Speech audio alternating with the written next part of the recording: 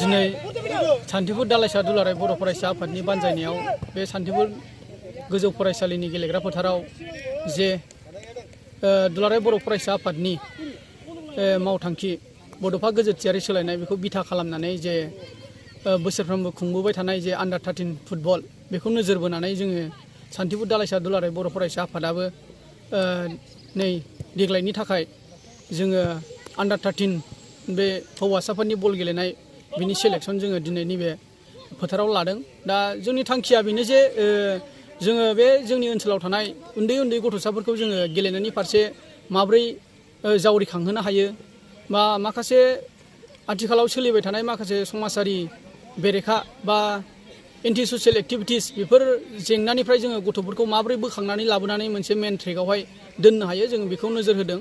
दा बेनिखायनो जोङो देग्लाय जे जोंनिफ्राय गिबि जिद'आ दख'रा दुलाराय बर' फरायसा आफादाबो मोनसे आन्डार 13 टुर्नामेन्ट दख'रानि सिङाव थानाय दालाइसाफोरखौ लानानै खुंगोन हिसाबै जोङो दालाइसा आफादाबो बेयाव मोनसे टिम हिसाबै बाहागो लागोन।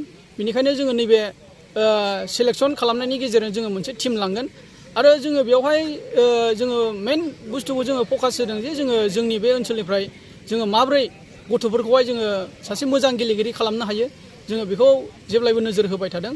दा बेखिनियाव आङो बुंनो सानदों जे जाहाथे जोंनि बे ओनसोलाव थानाय साफ्रोम सानसुमै बिथांमोनाहाय जाहाथे गाव गावनि गथ'फोर आरो ओनसोलनि गथ'फोरखौहाय जे गेलेनायनि बिथिङानो होन जिखुनु जाया माखासे सुबुं सम्पद बानायनायनि माखासे हाबाफारिफोरावहाय गथ'फोरखौ दैथायहरो बा गाव गावनि गथ'फोरखौहाय मोनसे मोजां लामा दिन्थिनायावहाय जोंखौ मदद होयो।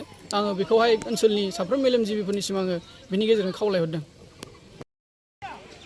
जोङो मेनलि जोङो बे सेलेक्सनखौहाय जोङो सानसेल' टारगेट खालामदोंमोन, नाथाय जोङो माखासे गथ'फोरनि माखासे मोनसे मेन ट्रेकआवहाय दोनबाय थानांगौनि थाखाय जोङो बे सेलेक्सनखौहाय जोङो दिनै फोजोबनाय नङा। जोङो गथ'फोरनो माखासे 10 दिननि थाखाय माखासे फुटबलनि सायाव बेसिक स्किलफोर जों बेखौ फोरोंनायखौ जोङो 10 दिननि थाखाय जों लादों। बिनि उनाव जोङो बिसोरखौ फोरोंनानै बिसोरनि गेलेनाय आरो बिसोरनि पारफरमेन्सखौ नायनानै जोङो बिनिफ्राय मोनसे टिम बासिनानै लांगोन। मोनसे फोसावथाय नोंथांमोननि थाखाय मोनसे गोजोनथाव खौरां लानानै फैदों। चिरां जिल्लानि सिङाव थानाय काजलगावनि सिफुं हटेलखौ गुवाहाटी नोगोरनि साखाथियाव थानाय सानसारियाव गोदानै मोनसे सिफुं हटेल ब्रान्च खुलिनाया नोंथांमोननि थाखाय गोजोनथाव खौरां लानानै फैदों। नोंथाङाबो जुदि गुवाहाटीयाव थायोब्ला एबा गुवाहाटी नोगोराव दावबायहैनाय समाव बर'नि दोरोङारि ओंख्रिखौ जानो लुबैयोब्ला गुवाहाटी नोगोरनि साखाथियाव थानाय सानसारियाव गोदानै बेखेवनाय सिफुं हटेलाव थांनानै जाहैनो हागोन।